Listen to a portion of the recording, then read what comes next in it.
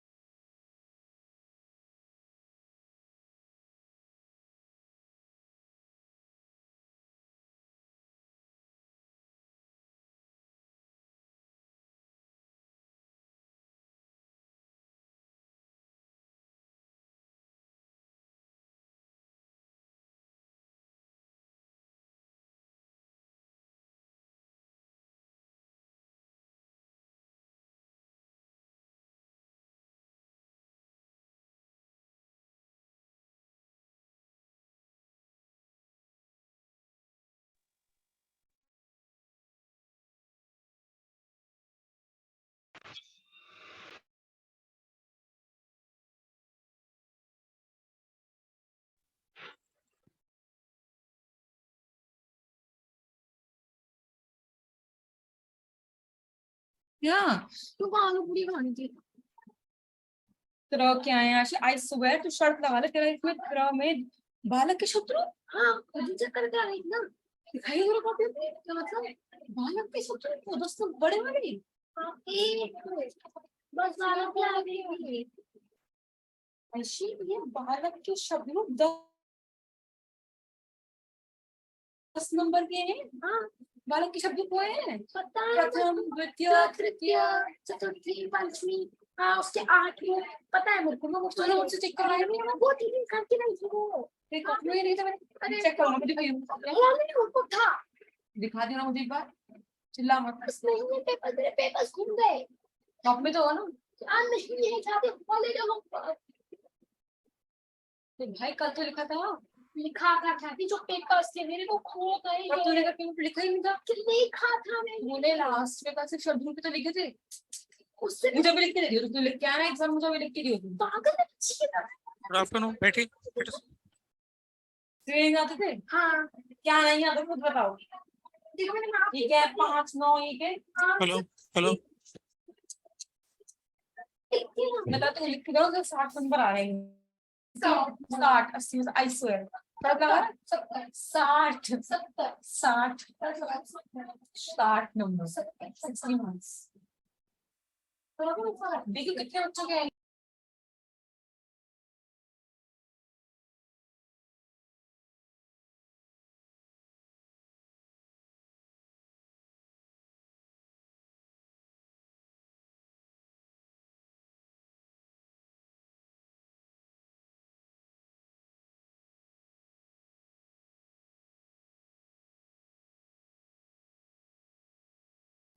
Hello.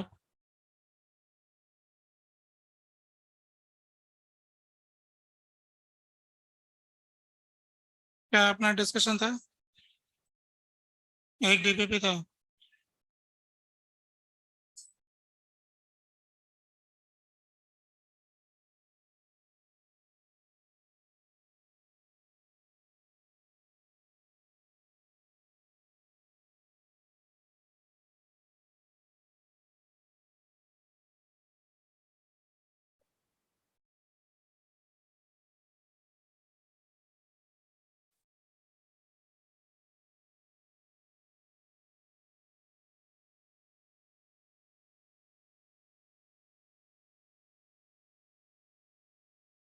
B9 है ना?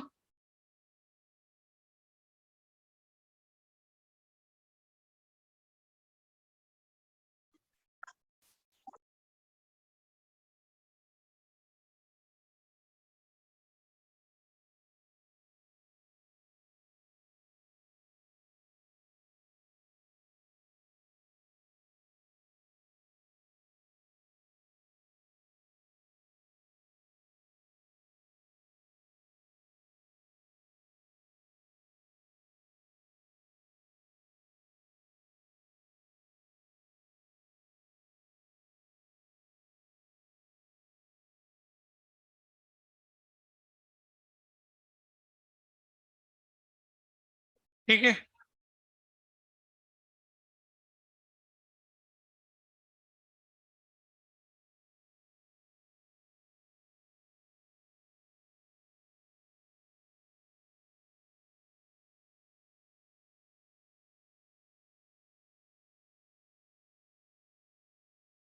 हो गए सारे सवाल? कोई डाउट नहीं है? 5वां क्वेश्चन पूछना है।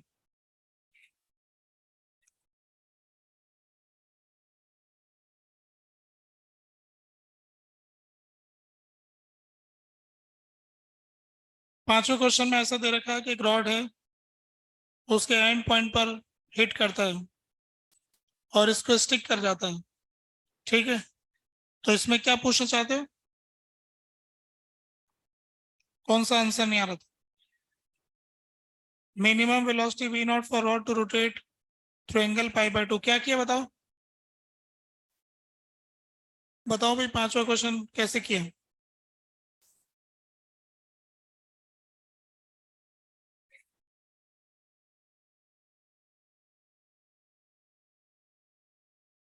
क्या कंजर्वेशन लगाया? मोमेंटम?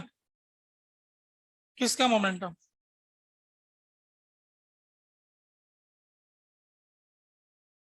किसका मोमेंटम कंजर्व?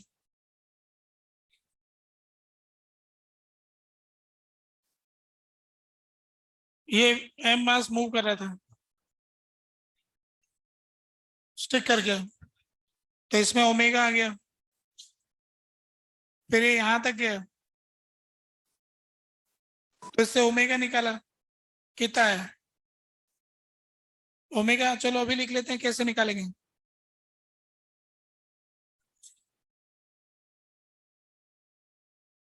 अभी लिख लेते हैं ना, यहीं पे लिखवा दो। ओमेगा कैसे निकालेंगे? यहां से वहां तक का। हाँ लगाओ ना, ये लगाओ। हाफ आई कितना? ml²/3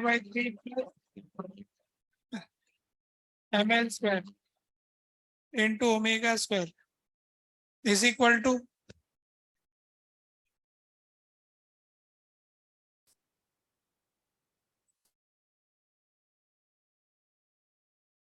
mgl plus mgl/2।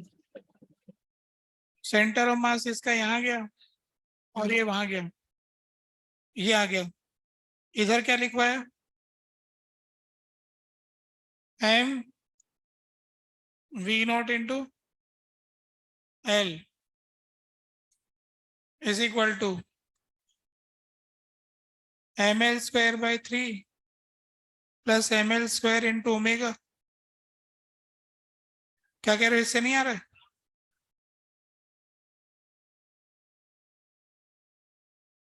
गलत लिख दिया? तो गलत लिखने से कैसे आएगा? गलत लिखने से तो मेरा भी नहीं आएगा। बोलो भाई।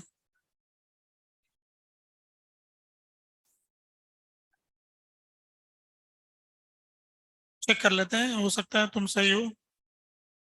आंसर क्या दिया है?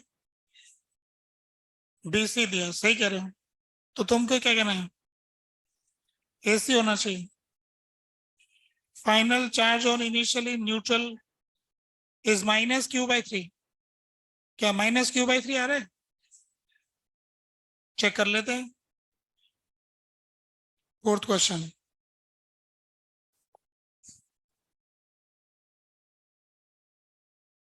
क्वेश्चन नंबर 4 में दे रखे हैं दो कंडक्टिंग स्फीयर R और 3R के, ठीक है। एक का रेडियस R है और एक का रेडियस है 3R।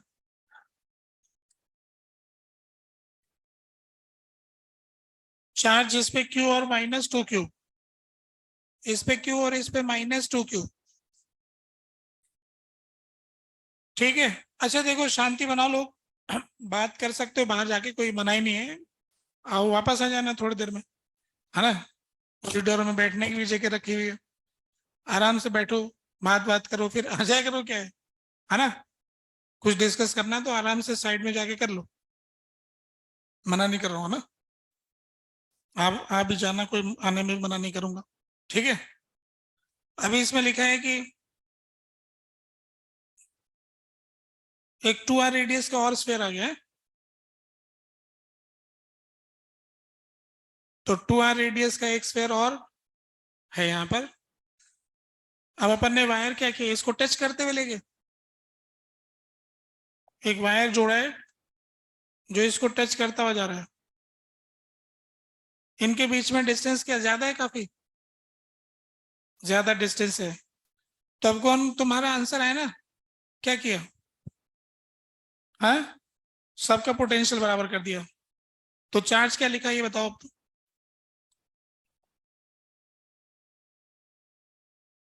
अच्छा ठीक बात है, ये तो सही किया तुमने। इसका चार्ज Q1 मान लिया, इसका Q2 मान लिया और इसका Q3 मान लिया। फिर तुमने ये कहा कि इनके पोटेंशियल बराबर है, ऐसे कनेक्टेड है ये। तो इसका पोटेंशियल क्या लिखा फिर, KQ1/R। पड़ोसी से बहुत दूर है तीनों आपस में, पड़ोसी कुछ नहीं है, बराबर KQ2/2R बराबर KQ3/2R, 3R, KQ3/3R। तो यहां से K/R तो कट गया, तो Q1 is equal to Q2/2 equal to Q3/3। इसको कुछ K मान लेते, अल्फा मान लेते, तो Q1 तो अल्फा हो गया और Q2 हो गया 2 अल्फा और Q3 हो गया 3 अल्फा। तीनों का चार्ज कंजर्व कर दिया, तो alpha plus 2 alpha plus 3 alpha बराबर -Q। तो ये हो गया 6 अल्फा -Q, तो -Q/6, है ना। अब उसका चार्ज कितना है, Q3, तो क्या आ गया इसका आंसर, -Q/3 से गुणा किया ना।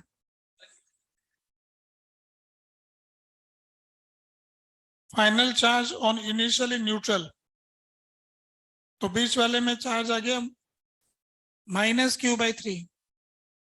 ये तो ठीक आ रहा है। फिर कोई दिक्कत हो गया, सवाल फिर से पढ़ लेता हूँ, बैठो। Two conducting sphere, radius this carry charge this, between this sphere a neutral conducting sphere of radius this is connected to the separation between this sphere is considerably large।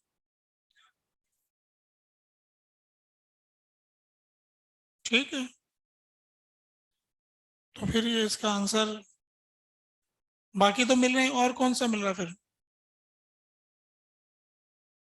अच्छा प्लस माइनस का अंतर पड़ रहा है बस, तो answer हमारा minus का ही आ रहा है और आंसर प्लस का दे रखा है। इनकरेक्ट तो नहीं पूछा है,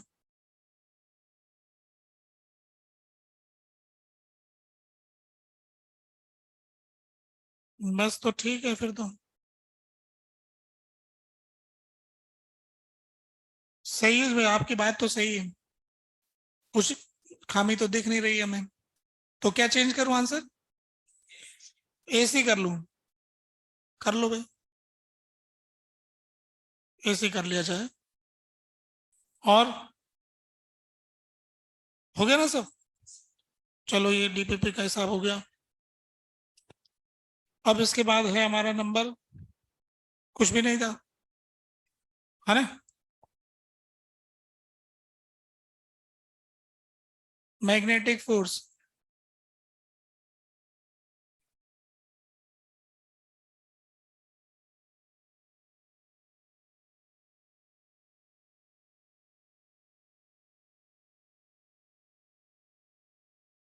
अब हम फोर्स का आखिरी सेगमेंट ये देखने जा रहे हैं। एक चार्ज पे फोर्स लगता है तो क्या क्या होता है, वो सारे केस हमने देख लिए। अब वायर पे फोर्स लगता है तो क्या होता है, ये देखने जा रहे हैं। तो अगर कोई भी वायर है जिसमें करंट आई जा रहा है, जो कि किसी दूसरे के मैग्नेटिक फील्ड में रखा है, इस इलाके में कोई मैग्नेटिक फील्ड है जो कि दूसरे का है, तो इसके किसी छोटे से पोर्शन में जिसकी लेंथ है dl, एक dl लेंथ का एक छोटा सा पोर्शन है, इस पे लगने वाला जो मैग्नेटिक फोर्स है उसकी वैल्यू कितनी है वो हम लिखने जा रहे हैं। वो है I dl क्रॉस b। ये वाला I ऐसा नहीं लगता, ऐसा लग रहा था। ये हो गया fundamental formula, I dl cross b। तो df क्या है, magnetic force on small dl length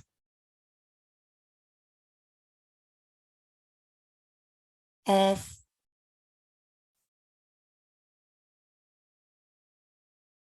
current wire.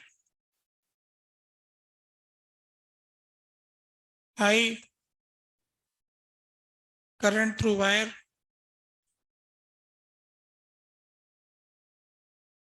B external magnetic field at location of wire.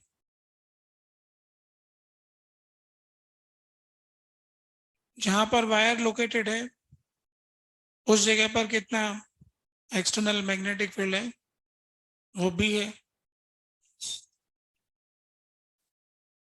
अगर इसको और आगे बढ़ाएं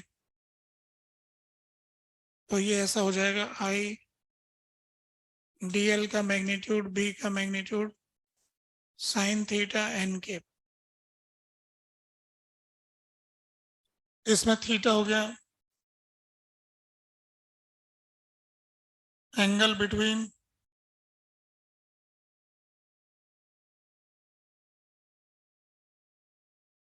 dl। I dl current element vector है, इधर करंट जाता उधर ही अपन ने वेक्टर बनाया। n के फोर्स की डायरेक्शन को बताता है, यूनिट वेक्टर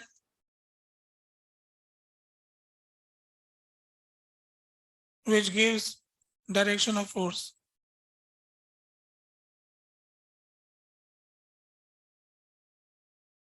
क्रॉस प्रोडक्ट का जो रूल है उसके हिसाब से डायरेक्शन मिल जाएगी।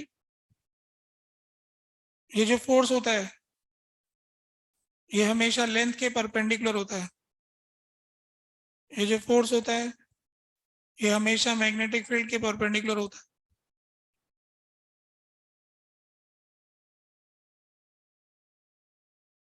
Magnetic force is always perpendicular to magnetic field, also perpendicular to wire। Wire के भी परपेंडिकुलर ही होगा ये, ठीक है। एक्चुअल में अगर इस I को आप लिख लो dq/dt और dt को dl को दे दो तो dl/dt तो वेलोसिटी हो जाएगा, तो qv क्रॉस b वाला फार्मूला बन गया, है ना। इस I को dq/dt लिख के dt dl के नीचे ले जाओ तो dl/dt ड्रिफ्ट वेलोसिटी हो गई qvb। तो इस तरह से वही फॉर्मूला है जो हमने पहले पढ़ लिया, उसका शक्ल कहाँ ऐसा थोड़ी था, ये जो फार्मूला पढ़ के आए थे इसमें हमने कहाँ खुद का मैग्नेटिक फील्ड लिखा, क्यू वी क्रॉस बी में ये बी किसका था, दूसरों का था ना। दूसरों के मैग्नेटिक फील्ड में तो चार्ज को घुमाए फिराए इतने दिन तक, सर्कल में कटाया, हेलिकल पाथ में ले गया, साइक्लोइड भी करवा लिया, सब कुछ दूसरों के फील्ड में था ये, है ना। कोई भी उसका अपना नहीं था, अपनों से कोई फोर्स थोड़ी लगता, परायों से लगता, है ना। अपने तो कुछ धक्का मारे तो भी अपने मानते, मार भी दे कोई बात। तो इसमें फोर्स तो दूसरों का ही होता है हमेशा, है ना, दूसरों का फील्ड चाहिए फोर्स के फॉर्मूले में, ठीक है। अब दूसरा किसको कहा गया, ये भी एक इंपॉर्टेंट बात है। दूसरा किसको कहते हैं, अपना किसको कहते हैं। तो ये जो डीएल लेंथ है ना, इसको छोड़ के बाकी सब दूसरे हैं। ये जो डीएल लेंथ है इसको छोड़ के बाकी दूसरे हैं। तो ये वायर भी दूसरा है, इसकी वजह से वहां आ रहा है तो वो भी हो सकता है, परंतु हम इस चैप्टर में उसको कंसीडर नहीं करने वाले हैं क्योंकि वैल्यू कम आती है। दूसरा ये है कि हम कभी डीएल लेंथ का थोड़ी निकालेंगे, पूरी लेंथ का निकालेंगे।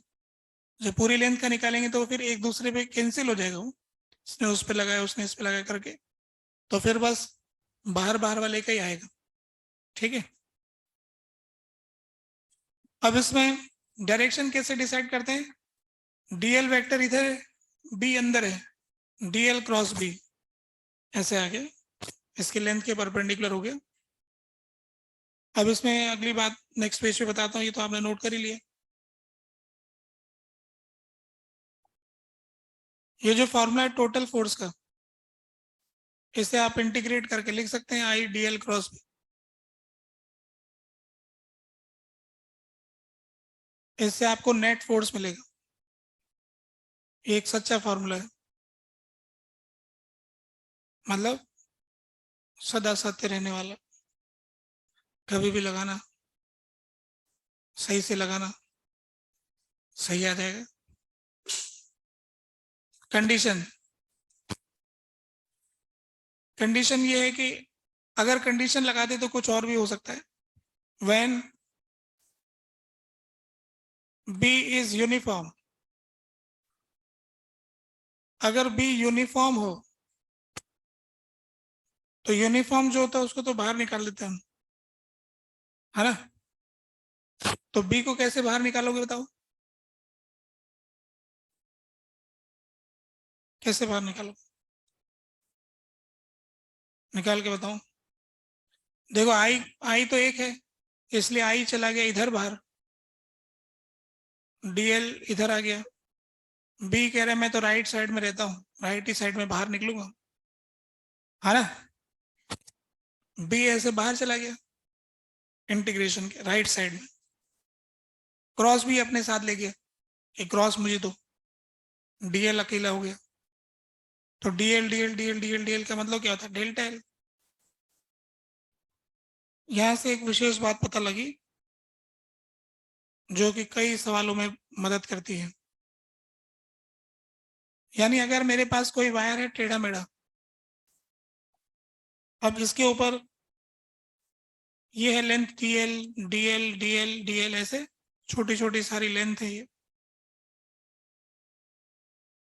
तो ये छोटी छोटी डीएल लेंथ को ऐड करूंगा, DL1 DL2 ऐसे करके, तो इससे मुझे मिलेगा टोटल डेल्टा एल। तो डेल्टा एल वेक्टर क्या हो गया, इंटीग्रल डीएल। तो मुझे फोर्स निकालना है ना, तो सीधा मैं डेल्टा एल वेक्टर से निकालूंगा और ऐसे आ जाएगा नेट फोर्स। अगर मान लो कि मैग्नेटिक फील्ड अंदर की तरफ, तो जब भी मुझे किसी वायर पर नेट फोर्स पता करना होगा, जब भी किसी वायर पर नेट फोर्स पता करना होगा और वहां पर यूनिफॉर्म मैग्नेटिक फील्ड होगा, तो मैं उस वायर को हटाकर उसके इस पॉइंट से उस एंड तक एक स्ट्रेट वेक्टर से रिप्लेस कर दूं डेल्टा एल। और मुझे नेट फोर्स मिल जाएगा। तो यूनिफॉर्म मैग्नेटिक फील्ड में नेट मैग्नेटिक फोर्स निकालने के लिए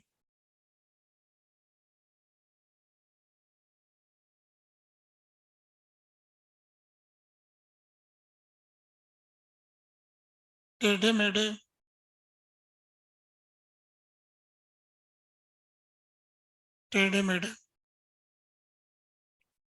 वायर को भी स्ट्रेट वायर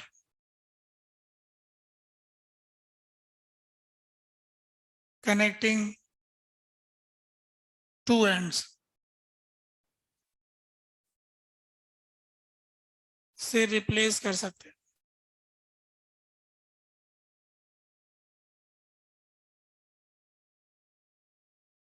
ये एक टेक्नोलॉजी की बात है।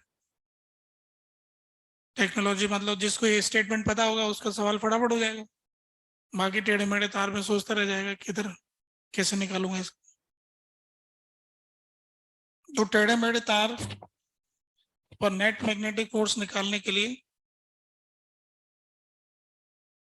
उसे आप स्ट्रेट वायर से रिप्लेस कर सकते हैं। इससे आपको नेट मैग्नेटिक फोर्स मिल जाएगा। अगर आपका तार जो है ऐसे क्लोज लूप बनाएगा फिर क्या होगा? मान लो इस इलाके में मैग्नेटिक फील्ड है, यूनिफॉर्म मैग्नेटिक फील्ड है भाई,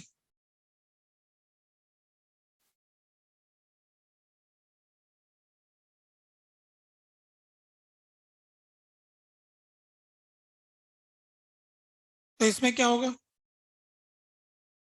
जीरो आ जाएगा क्योंकि डेल्टा एल वेक्टर जीरो हो गया, है ना। डेल्टा एल वेक्टर जो है जीरो आ गया, घूम फिर के वहीं आ गए तो इनिशियल पॉइंट फाइनल पॉइंट तो कुछ बचा नहीं। तो हम ये कह सकते हैं कि net magnetic force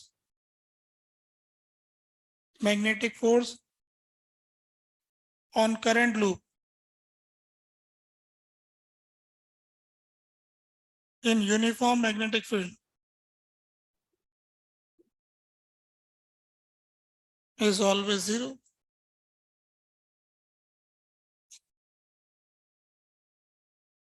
uniform magnetic field में करंट लूप पर नेट मैग्नेटिक फोर्स जीरो लगता है। जीरो लगता है का मतलब ये नहीं कि नहीं लगता है ना। एक आदमी ने एक दूसरे आदमी को इधर खींचा, एक ने उधर खींचा, दोनों ने मिलकर कहा कि हमने तो जीरो फोर्स लगाया है। इसने 500 न्यूटन से खींचा, इसने 500 से खींचा, दोनों तरफ से 500 से खींचे जा रहे हैं।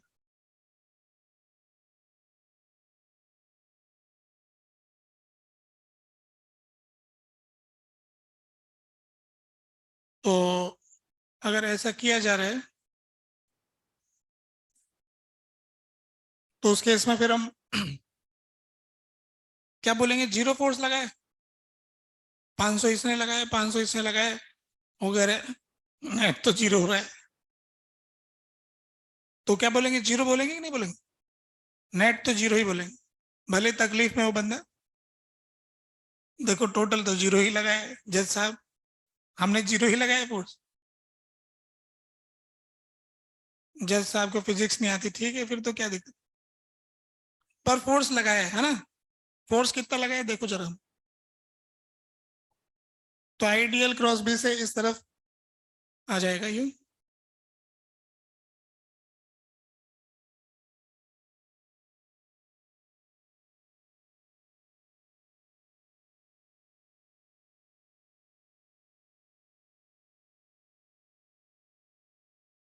आइडियल क्रॉस बी से यूं आ गया, आइडियल क्रॉस बी से यूं आ गया, आइडियल क्रॉस बी से यूं आ गया, ठीक है। नेट फोर्स जीरो लग रहा है पर फोर्स लग रहा है ना। नेट फोर्स 0 लग रहा है, पर फोर्स तो लग रहा है। फोर्स की वजह से होगा क्या? अच्छा देखो, नेट फोर्स 0 है तो एक्सेलरेशन 0 होगा क्या? है? जैसे मान लो कि ये दो ब्लॉक हैं, M और 2M, इधर भी F लग रहा है, इधर भी F लग रहा है, नेट फोर्स 0 है कि नहीं? इधर F है, उधर F है, नेट फोर्स 0। तो नेट फोर्स 0 तो एक्सेलरेशन 0 की नहीं?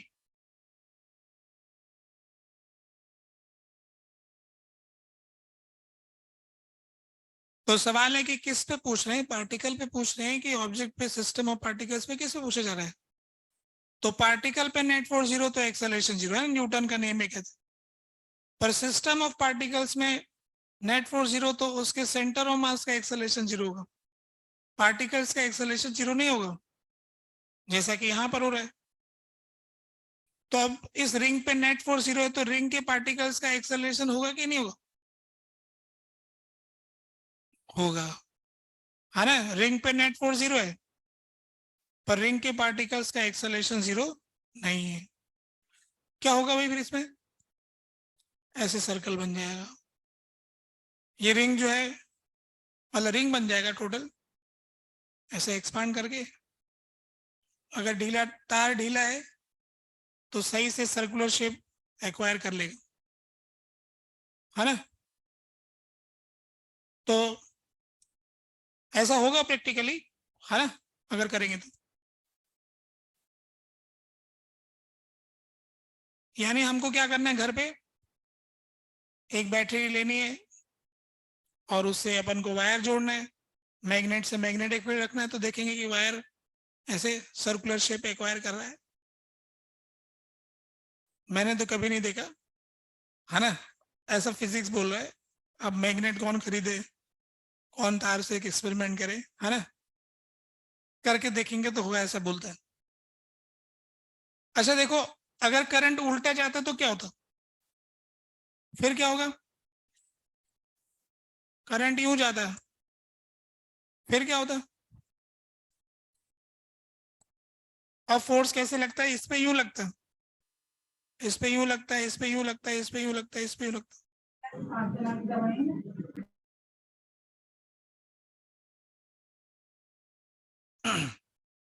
इसको निकाल देते हैं यहाँ से।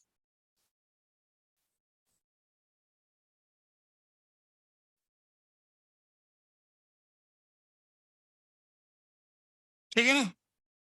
अभी इसमें देखो, यहां पर जो आ रहा है ये, इसमें क्या होगा बताओ?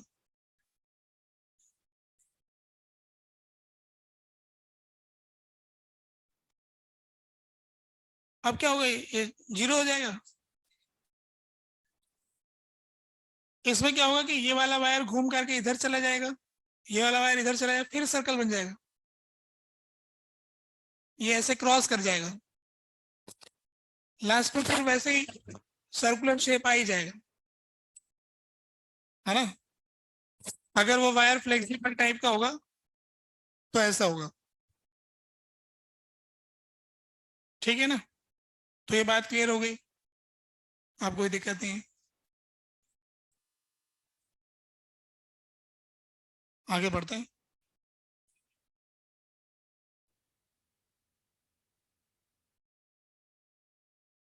अब सवाल करना शुरू करते, थ्योरी तो इतनी सी है ना? ये लीजिए पहला सवाल।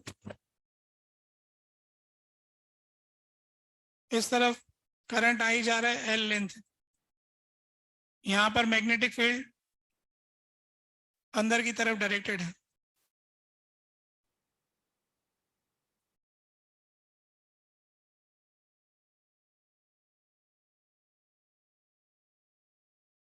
मैग्नेटिक फील्ड अंदर की तरफ डायरेक्टेड है, करंट इसमें आई जा रहा है, L इसकी लेंथ है। आपसे पूछा है कि फाइंड नेट मैग्नेटिक फोर्स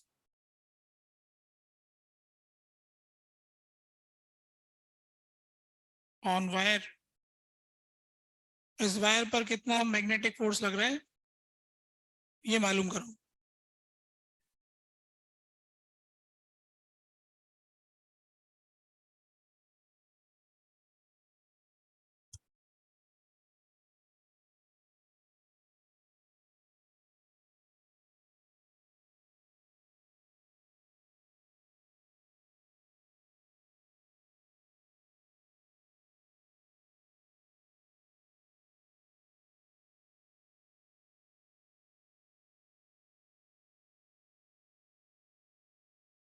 आगे तो सीधे सवाल है, तो आप देखेंगे इसको सॉल्यूशन देखो कैसे करते हैं। क्योंकि यूनिफॉर्म मैग्नेटिक फील्ड का मामला है तो आप ये फॉर्मूला लगा सकते हो, आई डेल्टा एल क्रॉस बी, ऐसा लिख सकते हैं हम। तो अपन क्या करते हैं कि इस तरफ को एक्स एक्सिस ले लेते हैं, इस तरफ वाई एक्सिस ले लेते हैं। तो अब यहाँ पर वैल्यू रखने जा रहे हैं फोर्स की, आई की जगह तो आई आ गया, एल वेक्टर है वो एल आई केप हो गया, क्रॉस मैग्नेटिक फील्ड जो है वो माइनस बी के केप हो गया। तो इसका वैल्यू आ गया I L B J cap, I cross K, है ना। जो लोग ऐसे हाथ वाथ नहीं घुमा पाते बोले थोड़े तीर चलाएं, मतलब वेक्टर लगाएं, तीर चलाना भी आना चाहिए, है ना। वेक्टर लगाओगे ना तो सबसे बढ़िया है, अपने आप डायरेक्शन आएगा, खुद से बताएगा किधर है, इधर है जे के, इधर आ गया। अच्छा देखो सभी पोर्शन पे बराबर बराबर फोर्स लग रहा होगा, छोटे छोटे पोर्शन देखोगे तो फोर्स कुछ ऐसा लग रहा होगा। अब हमने नेट बता दिया, ये इन सब का सम बताया, तो आप इफेक्टिवली ऐसा मान सकते हो कि ये जो जगह है इस जगह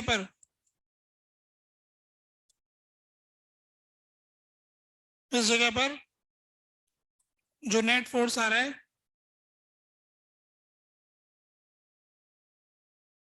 आई करंट, उसका पॉइंट ऑफ एप्लीकेशन क्या होगा, मिड पॉइंट, एकदम मिड पॉइंट पर इसको लगा हुआ मान सकते हो नेट फोर्स। ऐसा पॉइंट जिसके अबाउट इनका टॉर्क जीरो, वही इसका point of application of force होता है। तो जो नेट फोर्स है उसका पॉइंट ऑफ एप्लीकेशन क्या होगा, मिड पॉइंट। तो यहां से L/2 डिस्टेंस के ऊपर आप नेट फोर्स को लगा हुआ मान सकते हो, उससे वही ट्रांसलेशन रोटेशन का इफेक्ट सेम होगा। ठीक है, ये तो सीधा सवाल था, सब लोगों ने कर दिया। दूसरा करते हैं फिर, क्वेश्चन 2 पे बढ़ते हैं, ये आपने नोट कर ही लिया। सेकेंड क्वेश्चन, क्वेश्चन नंबर 2 में जो करंट कैरिंग वायर है वो ऐसा दिया हुआ है सेमी सर्कल में, इसमें करंट आई जा रहा है, इसका रेडियस जो है वो हमें दिया हुआ है आर। यहाँ पर मैग्नेटिक फील्ड है अंदर की तरफ, तो ना लें कहीं और लेते हैं।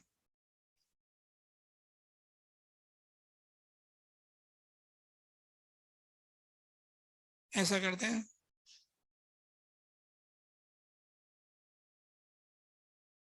ये लो ऐसे है, मैग्नेटिक फील्ड जो है ऐसे है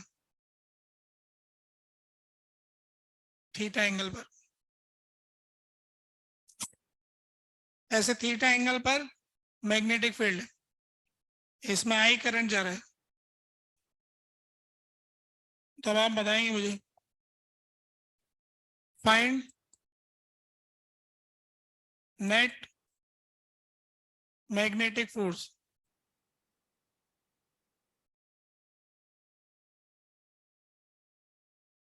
नेट मैग्नेटिक फोर्स बताइए।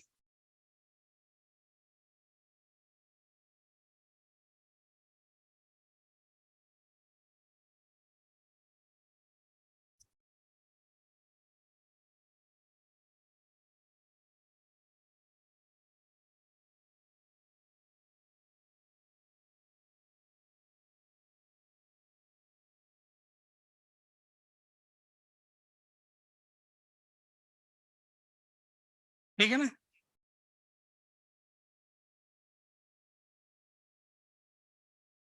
आगे आंसर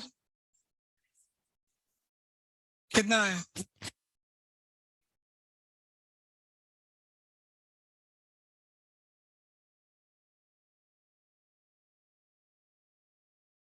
देखो कोई भी सॉल्व कर लेता है।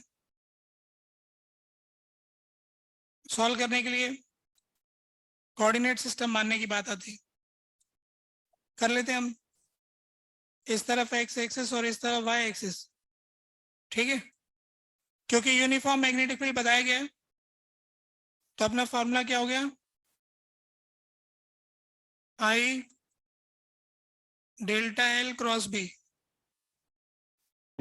अगर यूनिफॉर्म मैग्नेटिक फील्ड है तो भी लगाते हैं इसको, ऐसे हमेशा नहीं लगाते।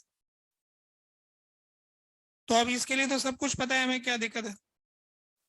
I तो दे रखा है, डेल्टा L क्या लिखोगे, 2RIK, और B को क्या लिखोगे, B cos theta IK, B sin theta JK। हो गया ये सवाल।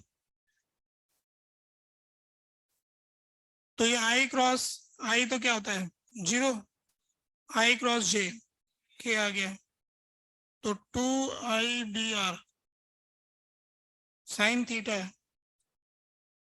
के,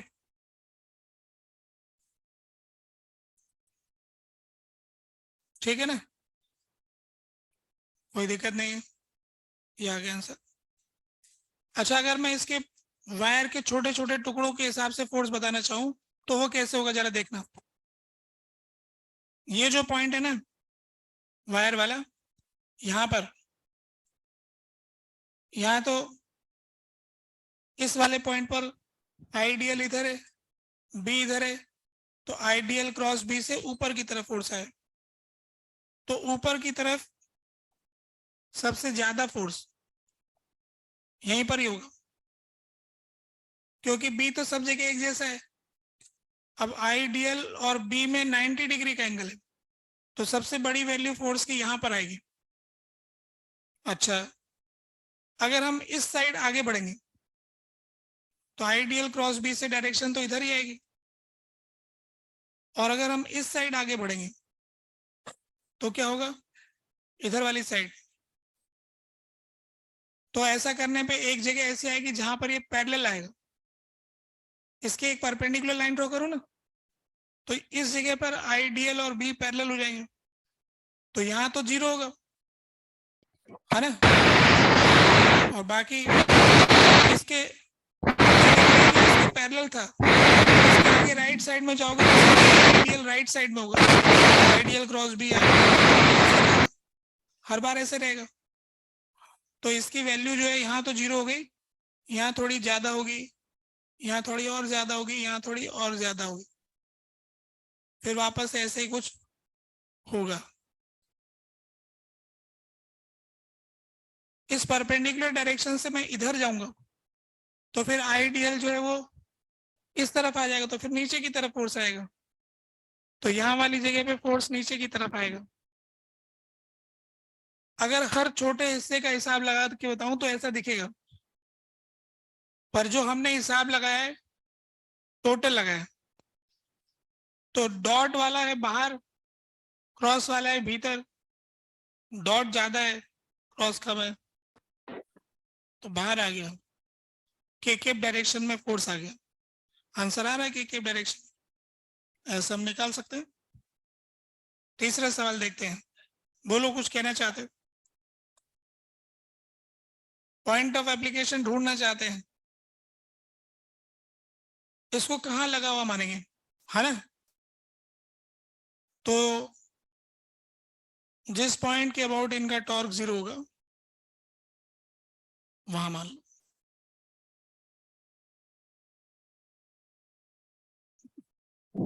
कहां से ढूंढेंगे, कैसे ढूंढेंगे ना, देखो अगर ये है ना पूरा यहां से लेके यहां तक सिमेट्रिक होता ये वाला, तो इसका और इसका इस लाइन पे कोई भी लेते तो टॉर्क इनका 0 आ जाता,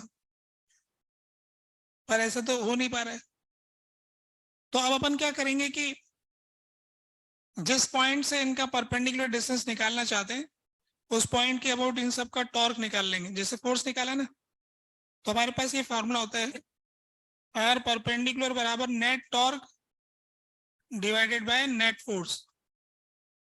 देखो नेट फोर्स तो निकाल के बैठे ही, अब आप ऐसे ही किसी पॉइंट के अबाउट इन सब का टॉर्क निकाल लेना, वो फिर इंटीग्रेट करना पड़ेगा टॉर्क भी, इंटीग्रेट करके टॉर्क निकल जाएगा। जब टॉर्क निकल जाएगा तो उसका मैग्नीट्यूड यहाँ रख देना, एफ नेट से डिवाइड कर देना, तो उस पॉइंट से जो फोर्स की डायरेक्शन आई तो यहाँ से के डायरेक्शन आ गई ना, तो अब उसका परपेंडिकुलर डिस्टेंस इस पॉइंट से आ जाएगा, इतने डिस्टेंस पे लगा दो। वो कहाँ लगाना है वो जगह पता लग जाएगी। ठीक है, तो ज्यादा टेढ़ा मेढ़े का लोग नहीं पूछते, कुछ अच्छे खासे ठीक ठाक सवाल होते हैं उसी में ही पूछते हैं, पूछने लायक होता है। अब जैसे ये टेढ़ा सा है, इसमें पॉइंट ऑफ एप्लीकेशन नहीं पूछेंगे, पूछेंगे तो बता देंगे हमारे को क्या दिक्कत। सेंटर ऑफ मास पे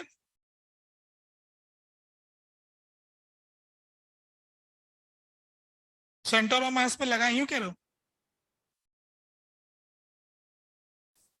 सेंटर ऑफ मास से इस तार का क्या काम। मान लो आधा तार सोने का है आधा चांदी का है, फिर सेंटर ऑफ मास तो इधर उधर खिसक जाएगा, फोर्स तो वही रहेगा है। अगर आधा चांदी का तार ले लिया आधा सोने का ले लिया तो सेंटर ऑफ मास तो इधर उधर खिसक गया, फोर्स डायग्राम तो वही रहेगा, करंट वही है ना। सेंटर ऑफ मास का कोई उपयोग नहीं है यहाँ पर। ठीक है, तीसरा सवाल देखते हैं। तीसरे सवाल में हमें ना ऐसा दिया है, चलो ऐसा ले लेते हैं, इस तरफ एक्स एक्सिस इस तरफ वाई एक्सिस, एक वायर है जो कि ऐसे शेप का है, इसमें करंट जा रहा है आई।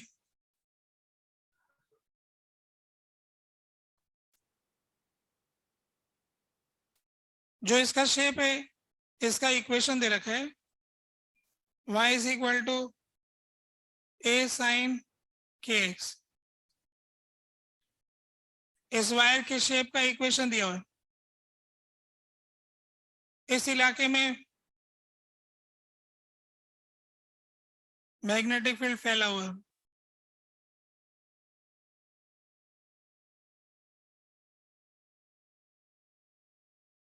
जिसके 3 कंपोनेंट है। मैग्नेटिक फील्ड जो है 3 कंपोनेंट रखता है, और ये जो करंट वाला लूप है वायर है ये साइन का शेप का है। तो पूछ रहे हैं कि इस पे कितना मैग्नेटिक फोर्स लग रहा है। Find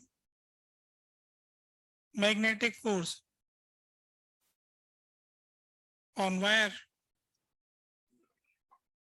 Please close this. Wire पर मैग्नेटिक फोर्स बताइए।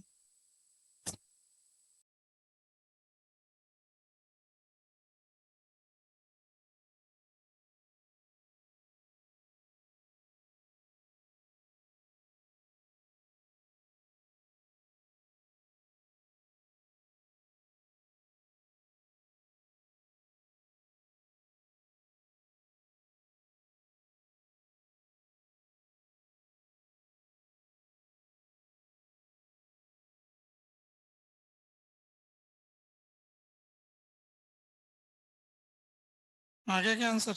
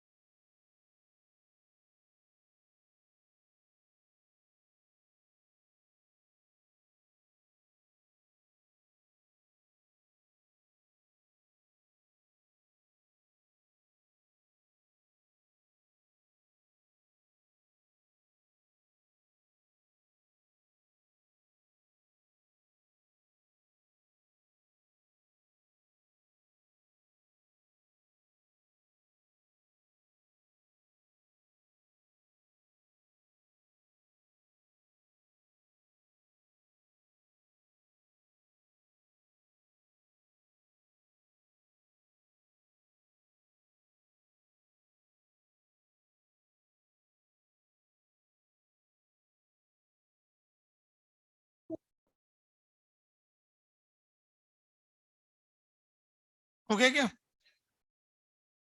ठीक है तो फिर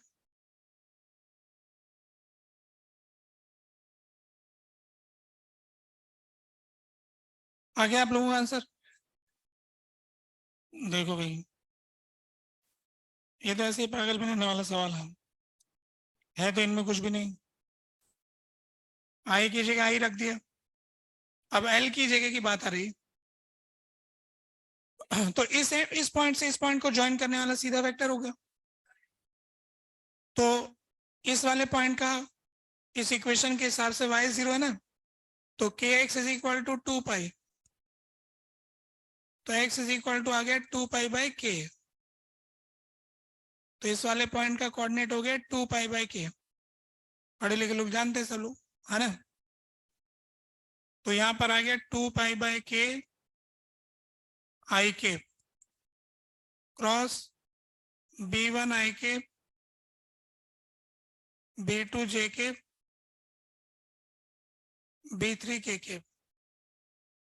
ठीक है, b1 आई के b2 जे के b3 के के।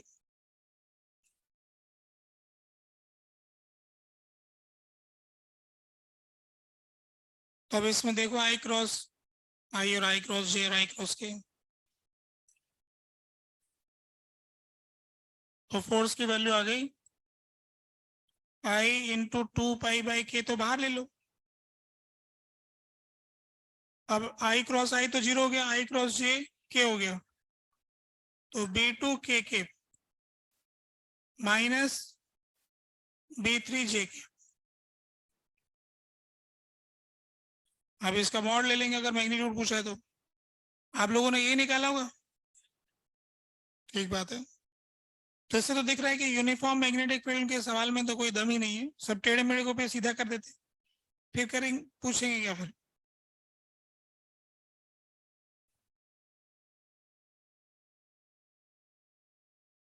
ऐसा करें कि अब ये सवाल करते हैं। ये इन्फिनिटी लॉन्ग वायर है और ये दूसरा इन्फिनिटी लॉन्ग वायर है, दोनों में करंट जा रहा है I1 I2, इनके बीच का डिस्टेंस है d।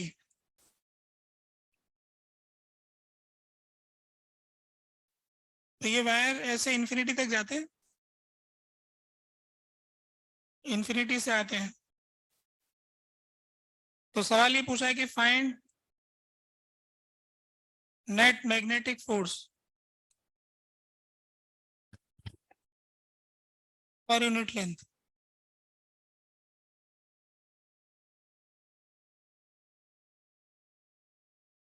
On wire.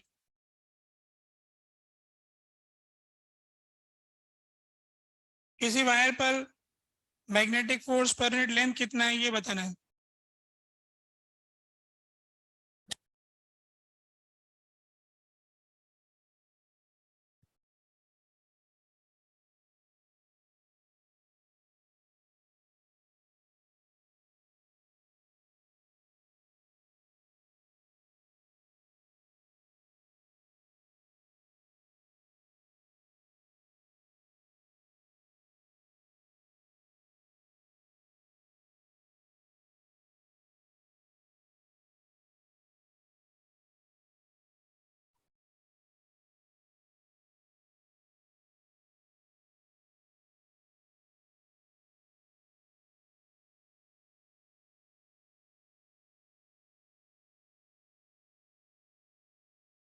हो गया। अब देखो ऐसा करते हैं कि एक लेंथ ले लेते हैं अपन, इसका कोई एल लेंथ ले लेते हैं और इसके ऊपर फोर्स निकाल लेते हैं। तो इस वाले वायर की वजह से मैग्नेटिक फील्ड जो होगा, ऐसे तार रखा तो यूं मैग्नेटिक फील्ड अंदर की तरफ जाएगा, तो यहाँ पर मैग्नेटिक फील्ड है इनसाइड, तो इस पे फोर्स लगेगा I D L cross B से इधर की तरफ, तो फोर्स आया इधर की तरफ और उसकी वैल्यू हो जाएगी आई की जगह तो I2 हो गया, एल की जगह एल हो गया और बी की जगह इसका बी हो गया, म्यू नॉट I1 अपॉन 2 पाई डी। तो फोर्स की वैल्यू आ गई mu naught I1 I2 upon 2 पाई डी एफ अपॉन एल। तो फोर्स पर यूनिट लेंथ इतना आ गया। अब इसमें एक बात है जो हम याद रखेंगे, वो ये है कि जब दो वायर में करंट सेम डायरेक्शन में जाता है तो अट्रैक्ट करते हैं, और जब दो वायर में करंट अपोजिट डायरेक्शन में जाता है तो रिपेल करते हैं। सेम डायरेक्शन में जाएगा तो अट्रैक्ट करेंगे, और अपोजिट डायरेक्शन में जाएगा तो रिपेल करेंगे, है ना। जैसे सेम टाइप के चार्ज रिपेल करते हैं, उसका उल्टा है ये ना। सेम डायरेक्शन में वायर में करंट जाएगा तो एक दूसरे को अट्रैक्ट करे, और अपोजिट डायरेक्शन में जाएगा तो रिपेल करते हैं। तो कुछ जो हमारे करंट की डेफिनेशन है 1 एम्पियर, 1 एम्पियर करंट जो होता है वो कितना होता है, तो उसको डिफाइन ये किया गया है कि मान लो किसी दिन 1 एम्पियर भूल जाएंगे हम, हमारे मीटर वीटर सारी दुनिया के खत्म हो जाएंगे, तो फिर वापस से 1 एम्पियर कैसे पता करेंगे। 1 एम्पियर वापस से चेक करना पड़ जाएगा कि 1 एम्पियर है कि नहीं है, तो उसको किसी तरह से डिफाइन करना पड़ेगा ताकि वापस से मेजर हो जाए। तो 1 एम्पियर की डेफिनेशन इसी फॉर्मूले से दी गई है कि जब करंट की वैल्यू 1 एम्पियर हो, डिस्टेंस 1 मीटर हो, तो फोर्स पर यूनिट लेंथ कितना आ जाएगा, 2 इंटू 10⁻⁻⁷। जब करंट हो 1 एम्पियर, डिस्टेंस ऑफ 1 मीटर, तो फोर्स होता है 2 इंटू 10⁻⁻7 न्यूटन। यानी हमने करंट को भी फोर्स से नाप रखा है। 7 फंडामेंटल क्वांटिटी में चार्ज को लेकर करंट को लिया, फिर करंट को लिया तो उसका नापने का तरीका भी फिक्स किया कि हमें स्टैंडर्ड यूनिट हमारे करंट की है। साथ में से एक ये भी डायमेंशन वाले जो सवाल होते हैं उसमें चार्ज को I इंटू टी लिख करके रिप्लेस करना होता है। तो यहाँ पर ये मेजरमेंट की परिभाषा है कि 1 एम्पियर किसे करंट किसे कहते हैं, जब दो parallel wire, long parallel wire के बीच फोर्स 2 इंटू 10⁻⁻7 न्यूटन पर मीटर आता हो, जब उनके बीच की दूरी 1 मीटर हो, तो उनमें बहने वाला करंट 1 एम्पियर होगा। एनसीईआरटी की किताब से पढ़ लेना, बोर्ड का सवाल भी हो सकता है कि डिफाइन 1 एम्पियर, है ना, बोर्ड का क्वेश्चन हो सकता है, तो देखना उसमें क्या लिखा हो। अब इसका यूज करते अपन कुछ इसमें सवाल करते एक और। ये लो अगला सवाल। हमारे पास में एक वायर है, एक दूसरा वायर है और एक तीसरा वायर है।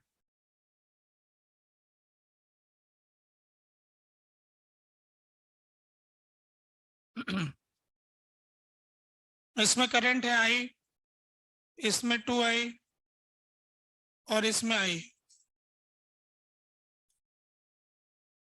ये तीनों इन्फिनिटी लॉन्ग वायर है।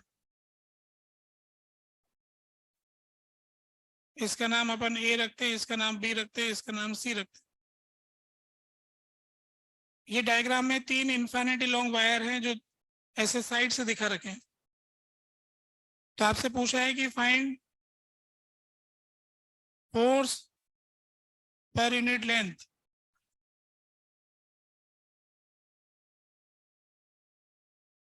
On third wire, on wire C। C वाले वायर पर कितना फोर्स पर यूनिट लेंथ लग रहा है। हाँ हाँ, ये तीनों वायर इन्फिनिटी लॉन्ग है। कैसे इन्फिनिटी लॉन्ग है, ऐसे ऐसे है, ठीक है, ऐसे जा रहे क्लासरूम में से यूं। इनके बीच का डिस्टेंस बताते हैं L। अच्छा डिस्टेंस दिया आपको, तीनों में बराबर बराबर दूरी है।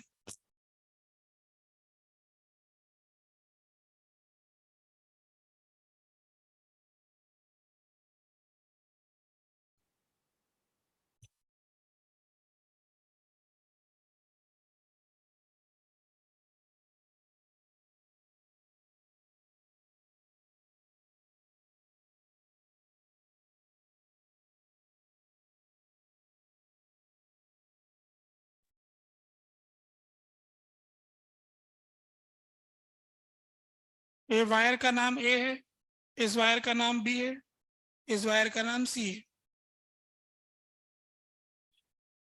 इसमें आई करंट है, इसमें 2I है, उसमें आई है।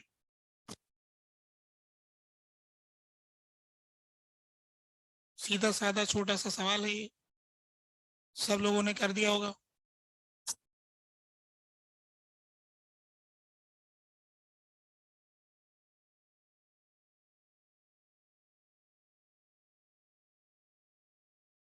हो गया ना? चलो मिलाते हैं। ये दोनों वायर में करंट सेम डायरेक्शन में इसलिए अट्रैक्ट करेंगे, तो ये वाला वायर इस वायर को पुल करेगा, इन दोनों में अपोजिट डायरेक्शन में ये इसलिए पुश करेगा। ये आई है, ये आई है, इसका फोर्स अपन F मान लेते हैं, तो ये आई और ये 2I है, तो ये 2F हो जाएगा। ठीक है, अब इनके बीच का एंगल कितना होगा बताओ भाई? ये तो 60 होगा, तो बाकी बचा 120। अब ये फोर्स पर यूनिट लेंथ की वैल्यू निकाली अपन है ना, F। तो नेट फोर्स पर यूनिट लेंथ आ जाए, एक बार के लिए इसकी लेंथ L मान लेते हैं, फिर बाद में आ जाएगा जो भी। तो टोटल फोर्स चाहिए, तो इसके कंपोनेंट कर देंगे। कितना आएगा कंपोनेंट? ये 60 डिग्री हो जाएगा। अगर एक लाइन ड्रॉ करेंगे ऐसे, ये 60 तो ये 60 हो जाएगा। तो टोटल फोर्स पर यूनिट फोर्स की वैल्यू आ जाएगी F cos 60 और 2F cos 60 है ना, 3F cos 60 आई के, और ये नीचे की तरफ आ जाएगा माइनस F sin 60 जे के। ये आ गया ना? अब इसका वैल्यू रखेंगे, F की value mu naught I square, mu naught I square upon 2πL। ये जो इनके बीच का डिस्टेंस है, अब इसकी जो भी लेंथ मानते हैं आप, वो इधर लिख लेते हैं। नेट फोर्स इधर L मान लेते हैं, एक वायर की लेंथ है L है ना, ये छोटा L तो डिस्टेंस हो गया, वायर की लेंथ कैपिटल L मान लेते। ये हो गया आई केप डायरेक्शन में। फिर माइनस F की वैल्यू वही होगी mu naught I square upon 2πL sine 60 √3/2 L J K. अब L को इधर ले आएंगे, तो फोर्स पर यूनिट लेंथ, और इसमें से कॉमन आ जाएगा mu naught I square upon 2πL 3I के माइनस √3/2 जे के। यही एक cos 60 नहीं रखा यूं,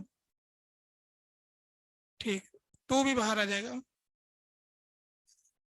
बाहर लेना ले लेना, चलो आ जाएगा।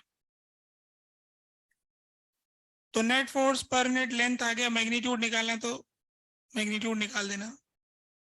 ये निकाला होगा आप लोगों ने? ठीक है, तो फिर ये बात आप समझ रहे हैं।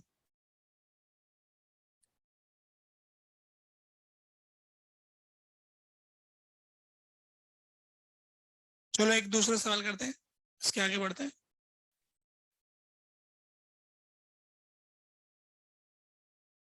एक वायर है जिसमें करंट अंदर की तरफ जा रहा है, एक वायर है जिसमें करंट बाहर की तरफ आ रहा है। ठीक है, इनके बीच का डिस्टेंस कुछ है,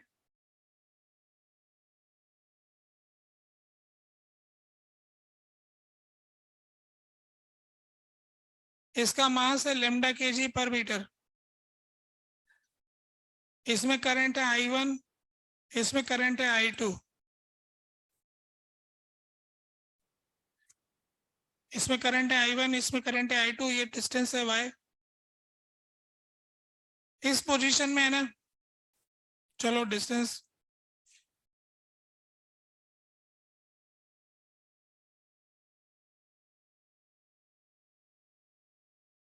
फाइंड वाई पूछ लेते, और विच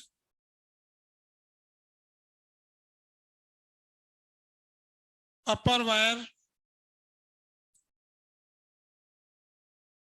will be in equilibrium.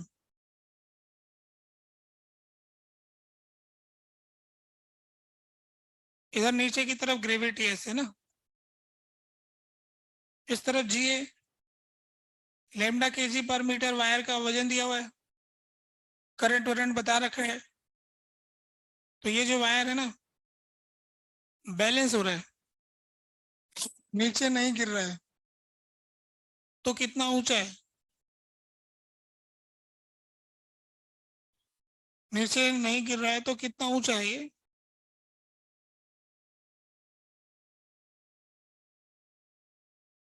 इस वाई का वैल्यू क्या है,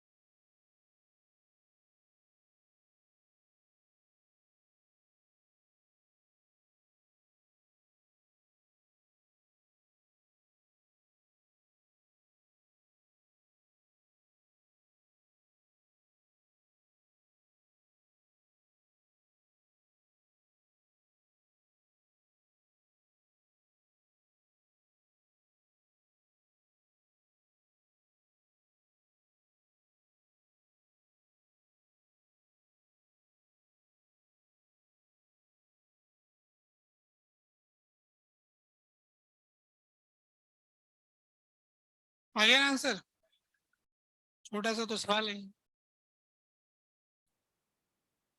इस पे जितना फोर्स ऊपर लग रहा है उतना इस पे mg लग रहा है, तो बराबर कर देंगे, तो मान लेते हैं इसकी लेंथ है l, तो आ गया mu naught I1 I2 upon 2πy into इसकी लेंथ है l, तो ये तो मैग्नेटिक फोर्स हो गया, बराबर lambda into L into G, L से एल उड़ गया तो y की वैल्यू आ गई mu naught I1 I2 upon 2π lambda G, आ गया जी। अब अगर इसको दूर ले जाएंगे तो क्या होगा, दूर ले जाएंगे तो क्या होगा भाई, वापस आ जाएगा, दूर ले जाने से फोर्स घट जाएगा तो इसलिए लौट आएगा, पास लाएंगे तो क्या होगा भाई, दूर चला जाएगा, पास लाते तो दूर चला जाता है, दूर ले जाते तो पास आ जाता है, मतलब वही रहना चाहता है, तो फिर इसका टाइम पीरियड बताओ,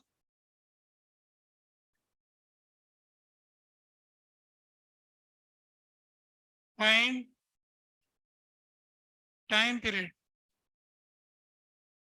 for small vertical displacement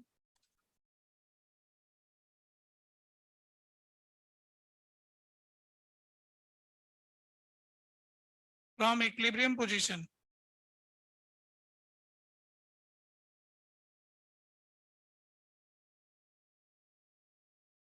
equilibrium position से थोड़ा सा वर्टिकल डिस्प्लेसमेंट करेंगे तो इसका टाइम पीरियड क्या हुआ,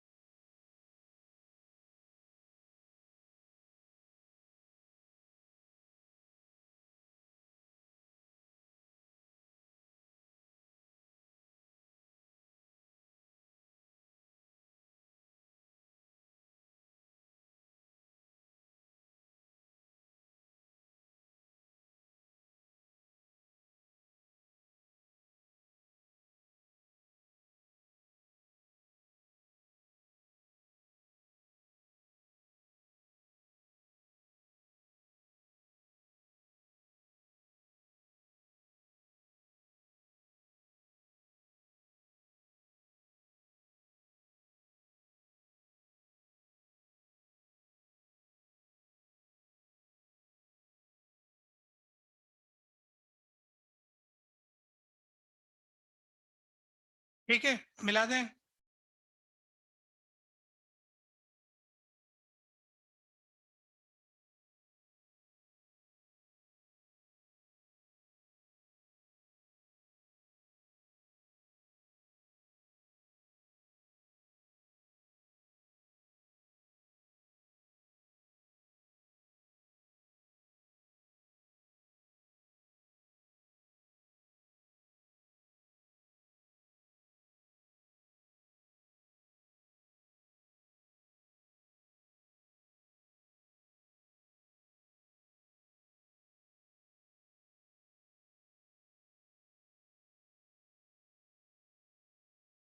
अब देखो कैसे करेंगे। सेकंड पार्ट में हम क्या करेंगे कि ये जो वायर है इसको अपनी जगह से थोड़ा डिस्प्लेस कर देंगे और इसका डिस्टेंस हो जाएगा y प्लस एक्स। वाई तो पहले का पोजीशन था, उसे थोड़ा x डिस्प्लेस कर दिया। तो अब इस पे लगने वाला जो नीचे की तरफ फोर्स है वो तो है mg, और ऊपर की तरफ मैग्नेटिक फोर्स, तो नेट फोर्स टुवर्ड्स इक्विलिब्रियम वो हो जाएगा mg माइनस एफ। तो अब अपन इसकी जगह पुट करेंगे, तो lambda L G minus mu naught I1 I2 into L upon 2 pi y plus x. अब देखो लेमडा एल जी तो इसके बराबर है, तो इसको उठा के वहां रख देते, mu naught I1 I2 into L upon 2 pi y minus mu naught I1 I2 into L upon 2 pi y plus X. तो इसको सॉल्व करेंगे हम, तो इसकी वैल्यू आएगी mu naught I1 I2 into L upon 2 pi, तो ये आ गया y plus X minus Y on y into Y plus X. तो y से y कट गया, है ना। अब लोग कहते हैं कि y बहुत बड़ा है x बहुत छोटा है, तो y प्लस एक्स को तो y लिख देंगे। तो ये आ गया mu naught I1 I2 into L upon 2 pi y² into x, है ना। फोर्स प्रोपोर्शनल टू एक्स आ गया फॉर स्मॉल डिस्प्लेसमेंट। तो इसका मतलब हो गया SHM फोर्स इक्विलिब्रियम की तरफ डायरेक्टेड है और प्रोपोर्शनल टू एक्स है छोटे डिस्प्लेसमेंट के लिए। तो ये SHM की कंडीशन हो गई। तो अब इसका टाइम पीरियड क्या होगा, 2 पाई √ m हो गया lambda into L, coefficient of x, तो mu naught I1 I2 into L 2 pi y²,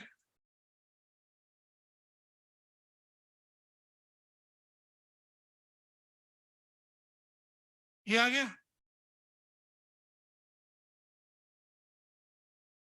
L से एल उड़ गया,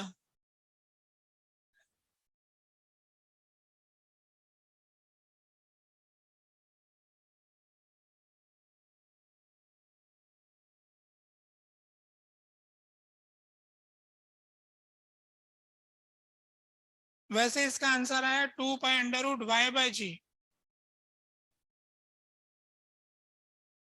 आ रहा है कि नहीं आ रहा है? 2 पाई√y/g।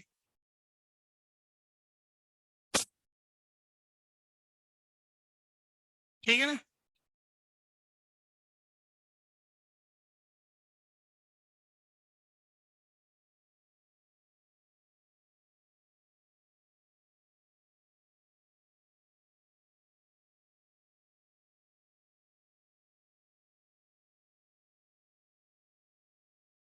समझ रहे हैं ना बात कैसे आ रहा है।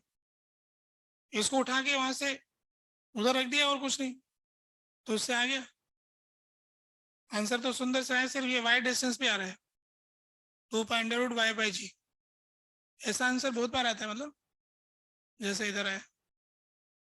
तो ये जानकारी हो गई, आगे बढ़ते हैं, अगला सवाल करते हैं।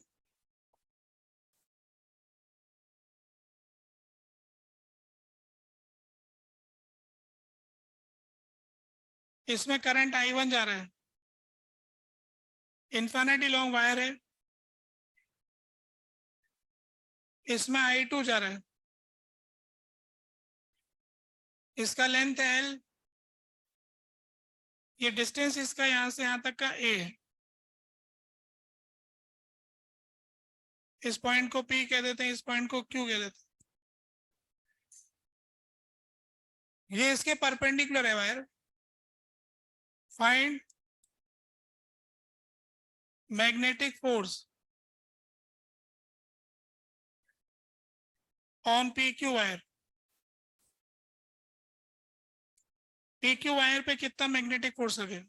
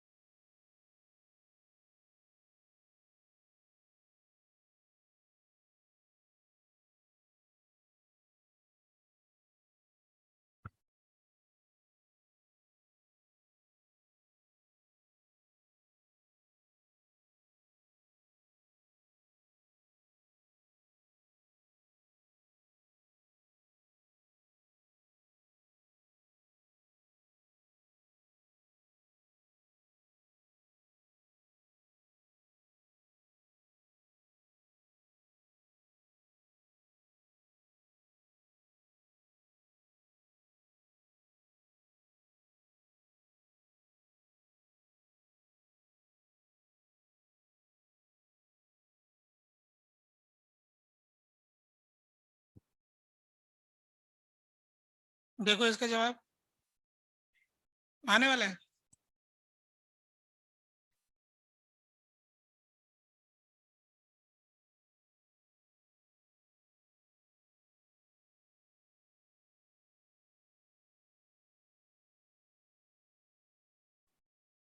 अब देखो इसमें है ना, इसकी वजह से मैग्नेटिक फील्ड जैसे जैसे डिस्टेंस बढ़ता जाएगा कम होता जाएगा, तो इस वाले टुकड़े पर मैग्नेटिक फोर्स ज्यादा लगेगा, इस पे कम लगेगा, ऐसे कम होता जाएगा। आईडीएल क्रॉस बी से ऊपर फोर्स आ रहा है, तो इस पे फोर्स आया ज्यादा और इस पे फोर्स आया कम, और ये घटता जा रहा है, ऐसे कम होता जा रहा है। ये फोर्स जीरो होगा इन्फिनिटी में जाके, ऐसा कुछ फोर्स है, ऐसा हो रहा है। तो अब इसकी वैल्यू कितनी है ये निकालने के लिए हमें तो जोड़ के निकालना पड़ेगा ऐसे। अब अपन वो आई डेल्टा एल क्रॉस पी वाला फॉर्मूला नहीं लगा सकते, वेरी कर रहा है ना इसलिए। तो अब हमें ये लेना पड़ेगा कि यहां से एक्स डिस्टेंस के ऊपर dx थिकनेस का एक छोटा सा टुकड़ा लेना होगा, इसके ऊपर हम एक फोर्स निकालेंगे dF, और फॉर्मूला लगेगा ये वाला। ये फॉर्मूला तो सदा सच है, I D L cross B, तो हम यही फॉर्मूला लगा देते। आई की जगह तो I2 है, dl की जगह dx है, और b की जगह उसका b है, mu naught I1 upon 2πx। Direction तो हमें पता ही है कि b अंदर है, dl इधर है, 90 डिग्री का एंगल है, तो क्रॉस प्रोडक्ट में साइन 90 आ जाएगा। इस क्रॉस प्रोडक्ट को ओपन करेंगे तो साइन 90 आएगा। तो यहां से df की value mu naught I1 I2 upon 2π dx upon x कर दें ग्रेट। सारे फोर्स एक ही डायरेक्शन में सीधा सीधा जोड़ दो। x का लिमिट हो जाएगा a से a प्लस एल, तो ये आ गया mu naught I1 I2 upon 2 pi ln A plus L upon L upon A।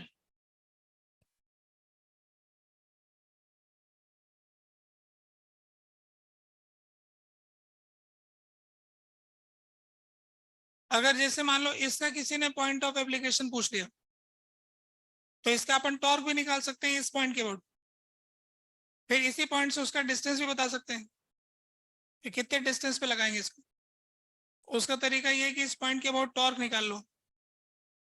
Torque निकालोगे तो क्या होगा, integral I2 dx ILB b हो गया म्यू नॉट I1 अपॉन 2 पाई x और इसका टॉर्क के लिए गुणा हो गया x, x से x कट गया तो ये आ गया mu naught I1 I2 upon 2 पाई और x की लिमिट लग जाएगी a से लेके a प्लस l, तो l आ गया बस। ये नेट टॉर्क आ गया इस पॉइंट के अबाउट। तो अगर मुझे परपेंडिकुलर डिस्टेंस चाहिए कि कहां पर लगा हुआ ये, तो net torque upon net force,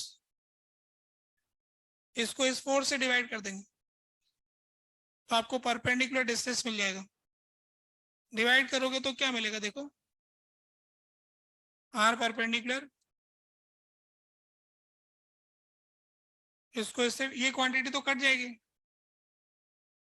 ऊपर आ जाएगा a plus L minus A divided by L N A plus L minus L N A. यह है कि नहीं है, डिवाइड करने से ऐसा है।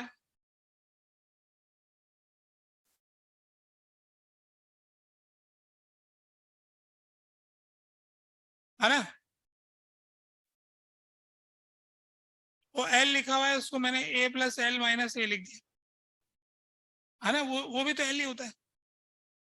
इसका ऐसा करने से शक्ल मिल रही है ऊपर नीचे, अच्छा लग रहा है देख, है ना। तो यहां से इतने डिस्टेंस के ऊपर इसको लगा हुआ मान सकते हो, चाहो तो इन सबको हटा के एक अकेला लगाओगे तो कभी जरूरत पड़े तो। ठीक है, ये क्वेश्चन हो गया, कुछ कहना चाहते हो?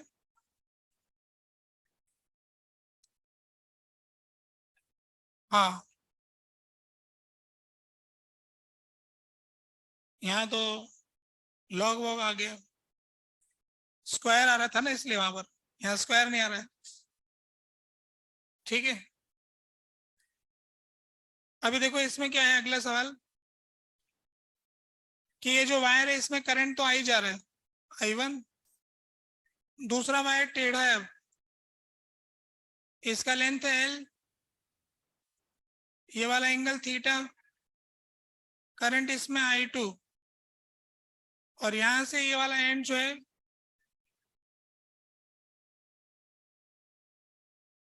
ये डिस्टेंस A है, ये PQ पॉइंट है। ये वायर इन्फिनिटी लॉन्ग है,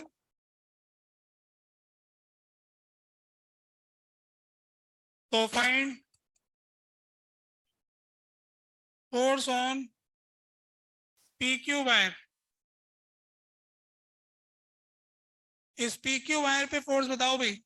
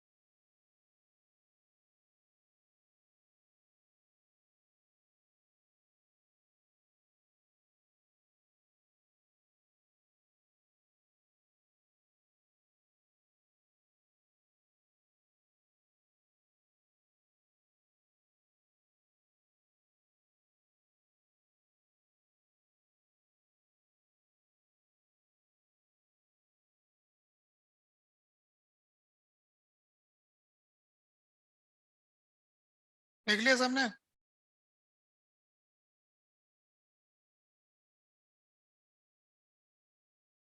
अब देखो कैसे करते हैं।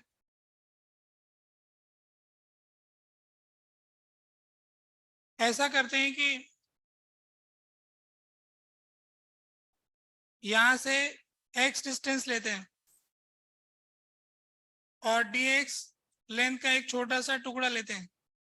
ऐसा रीति रिवाज हम जानते हैं, सीधे के साथ सीधा रहना, टेढ़े के साथ टेढ़े रहना। ये ऐसे टेढ़ा वायर है, टेढ़ा चलो। ऐसे आर्क पे चलते तो थीटा डी थीटा, जो जैसा है उसके साथ वैसा ही व्यवहार करो, है ना? ये हम जान रहे हैं। जैसे ये वायर टेढ़ा है तो x भी टेढ़ा ले लिया, तो x dx। अब इस पे लगने वाला जो फोर्स है df, वो होगा इस तरफ, और हम ये जानते हैं कि ये फोर्स घटता जाएगा उधर, तो सबका डायरेक्शन इधर ही आएगा, तो इनको ऐड कर देंगे। इसमें क्या दिक्कत है? df की वैल्यू लिखते हैं पहले, इधर लिखते हैं। तो इसमें जाने वाला करंट I2 और इसकी लेंथ है dx, और यहाँ पर b जो है वो होगा mu naught I1 upon 2 pi a plus x cos theta. यहाँ का distance a plus x cos theta होगा नहीं? जिस वायर पर आप फोर्स निकालना चाहते हो वहां मैग्नेटिक फील्ड कितना है? अच्छा, ये बता सकते हो कि मैग्नेटिक फील्ड और इस डीएल में आपस में एंगल कितना है? 90 डिग्री, क्योंकि मैग्नेटिक फील्ड तो बोर्ड के अंदर है, ये तो बोर्ड के ऊपर है, तो 90 डिग्री, इसलिए वहां पर साइन 90 आएगा, उसको लिखा नहीं मैंने। कर दें ग्रेड, हो गया integration. Mu naught I1 I2 upon 2 pi ln a plus l cos theta upon a divided by cos theta.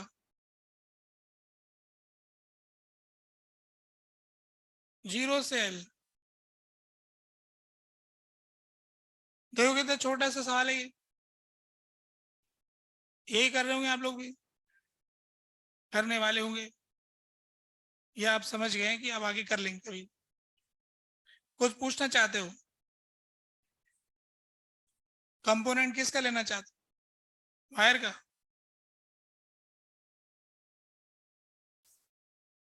किसका कंपोनेंट लेना चाहते हो? वायर का लेना चाहते हो? कंपोनेंट लेने से किसने रोका? ले लो, आगे बढ़ो।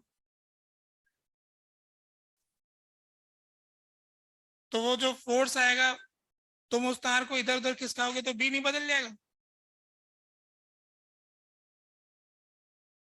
बी का क्या करो? कौन सा बी लिखोगे फिर? चलो मैं कंपोनेंट वाला कुछ बात बताता हूँ, एक तरकीब बताता हूँ, जिससे कि हम बिना इंटीग्रेशन करके भी पता कर देंगे, है ना? अब देखो तरकीब क्या है, अगले पेज पे बताता हूँ। ये तो हो गई नोट। तो टेक्नोलॉजी की बात देखो जरा। ये जो वायर टेढ़ा है, कुछ लोगों को लगता है कि टेढ़ा है तो कंपोनेंट कर लो, तो कोई मना तो नहीं कर रहा उनको। क्यों नहीं मना कर पा रहे हम? क्योंकि जो हमारा फंडामेंटल फार्मूला है उसमें वेक्टर है। फंडामेंटल फार्मूला तो यही है, I D L cross B, यही तो है। I D L cross B तो है लिखा हुआ, तो उसमें लेंथ तो वेक्टर ही तो है। तो अब आप इस डी एल वेक्टर को ऐसा लिख सकते हो, डी एक्स और डी वाई, यहां लिख ही सकते हो। I D X vector plus D Y vector cross B, ठीक है। अब आप जब आप इसे इंटीग्रेट करोगे तो दो में तोड़ सकते हो,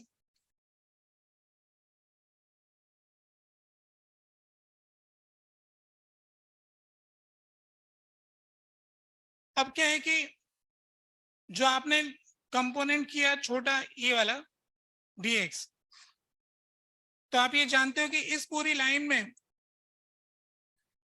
मैग्नेटिक फील्ड सेम है, क्योंकि यहां से जो भी डिस्टेंस है वो सेम है, छोटा सा वेट था इसका, तो यहां से डिस्टेंस बराबर बराबर है, तो यहाँ का तो b 1 है, इस पूरी पट्टी का तो b 1 है। तो अब आप इस dx को तो खिसका के नीचे ले जा सकते हो, क्योंकि जब नीचे ले जाओगे तो भी तो b में कोई फर्क नहीं पड़ेगा। तो आपने क्या किया कि इस वायर को इधर वाली साइड में एक स्ट्रेट वायर से रिप्लेस कर लिया, क्योंकि हर टुकड़े को ऐसा कर सकते हो, ठीक है, हर टुकड़े को ऐसा कर सकते हो रिप्लेस। तो ओवरऑल इस एल लेंथ के वायर को का इधर वाला जो कंपोनेंट है वो तो आप रिप्लेस कर पाओगे, क्योंकि ये सब के सब यूं खिसकाने से फर्क नहीं पड़ेगा, परंतु dy वाले में आप इसको इधर खिसकाना चाहोगे तो भी बदल जाएगा, तो y डायरेक्शन वाला इधर उधर नहीं खिसका पाओगे, तो सबके सब dy के dy पड़े रहेंगे, उनको जोड़ नहीं पाओगे, तो dy वाला मामला हमें अटका देगा। पर हम एक डायरेक्शन का फोर्स तो अभी भी बता ही सकते हैं, इस डायरेक्शन का उतना ही बता दे हमारे के क्या फर्क पड़ रहा है ना। तो ये तो बता ही दोगे आप लोग, क्या बता दोगे, ये अगर करंट I1 है, ये लेंथ L है, ये करंट I2 है, तो इसके ऊपर जो लगने वाला फोर्स है F, इस वायर के ऊपर इस डायरेक्शन का फोर्स Fy, इसकी वैल्यू क्या बताओगे, अभी निकाली थी ना। तो ये डिस्टेंस यहां से यहां तक का A, तो क्या था वो μ0 I1 I2 upon 2 pi ln A plus L cos theta divided by A, ये डिराइव किया था ना अभी, अरे ये नहीं, ये वाला μ0 I1 I2 upon 2 pi ln A plus L by A, ये था ना। तो अपना आंसर y डायरेक्शन का फोर्स आ गया नहीं, अरे वो लेंथ तो x का था पर फोर्स तो y में आया ना, dl क्रॉस b, इसलिए फोर्स में y लिखा। ये तो समझते हम लेंथ के परपेंडिकुलर x के परपेंडिकुलर y है। अच्छा देखो टोटल फोर्स जो है, हर कोई जानता है कि टोटल फोर्स तो ऐसा है, नेट फोर्स तो ऐसा है, तो ये वाला एंगल थीटा है, तो ये वाला भी थीटा हो गया, तो F cos theta is equal to Fy हो गया। तो F की वैल्यू क्या हो गई, Fy अपॉन cos थीटा, है ना। तो y डायरेक्शन का जो फोर्स निकाला है ना, उसको cos थीटा से भाग दे देंगे तो टोटल आ जाएगा, ठीक है ना। तो अब आपको ये फॉर्मूला रटा हुआ है अगर, तो आप फायदा उठाओ, वरना ये कुछ बुरा नहीं है, छोटा सा तो है, इतना माथा फोड़ी करोगे दिमाग थोड़ा गर्म हो जाएगा, ऐसे लॉजिक वॉजिक लगाओगे भूल भुला जाओगे किसको किधर खिसका दिया, है ना। तो ये जो आंसर है हम टेक्नोलॉजी की बात ये। अच्छा इससे एक बड़ी टेक्नोलॉजी समझ में आ रही है, ये कि घड़ी बड़ी सही होगी क्या आपकी, है ना। अरे यूं कह रहा था, जल्दी से सुन लो, ये टेढ़ा मेढ़ा तार होगा ना, ऐसे कैसा भी तार हो, इसका टोटल हिसाब जो बैठेगा इस डायरेक्शन में, इसको इस सीधे तार से रिप्लेस कर सकते हो इस डायरेक्शन का फोर्स निकालने के लिए, क्योंकि हर एक के अभी प्रूव किया ना टेक्नोलॉजी, हर छोटे लेंथ को dx में तोड़ लोगे, फिर dx को खिसका लोगे, तो हर ऐसे छोटों को खिसका लोगे तो एक वायर से रिप्लेस हो जाएगा y डायरेक्शन का फोर्स निकालने के लिए। अच्छा देखो अगर पूरा लूप हो गया तो y वाला तो कैंसिल ही हो जाएगा, क्योंकि एक का इस तरफ जा रहा है एक का इधर जा रहा है, तो जो भी फोर्स बचा सिर्फ एक्स में बच गया, ऐसा भी पक्का हो गया। समय खत्म हो गया भाई, है ना। यही रोक देते बात, ये कुछ टेक्नोलॉजी की बातों के साथ रोक देते, है ना। अब करोगे क्या आप लोग? HCV में क्या कर रखा है आप लोगों ने?